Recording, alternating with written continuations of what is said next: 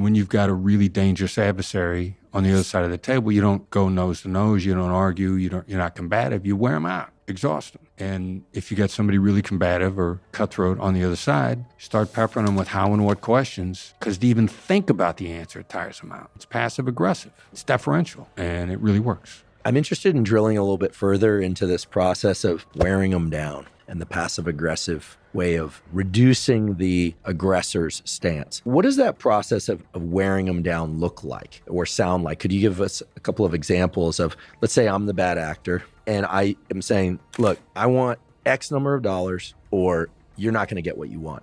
They're going to die or disappear. How do I know you're going to follow through? What does that look like? If I do what you want, if you're really going to comply, if I give in, and when I said, how do I know you're going to follow through, I'm not talking about the threat. I'm not trying to get you to clarify the threat. I'm trying to get you to clarify what implementation looks like. So I need to know, based on your reaction to that, if you plan on following through, if I comply, you will already have that in your head or be open to it. Vision drives decision. You've thought it through in advance. What does letting the hostages go look like? If you have no intention of ever releasing the hostage, if I follow through, then you're not going to be able to answer the question, and you're probably going to throw it back on me really quickly. And so then now I know, like, all right, so you got no plans on complying. If I give in, you're not going to comply. Then I'm going to ask, well, how am I supposed to pay you if you don't have any plans for complying?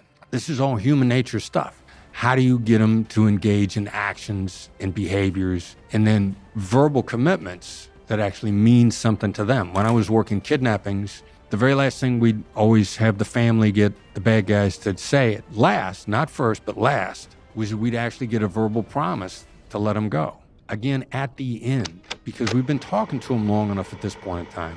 We got a pretty good idea of what they sound like when they're lying and what they sound like when they're telling the truth. If somebody tells the truth, they pretty much tend to tell the truth the same way every time. You talk to somebody long enough, you got a line on, do they ever tell the truth?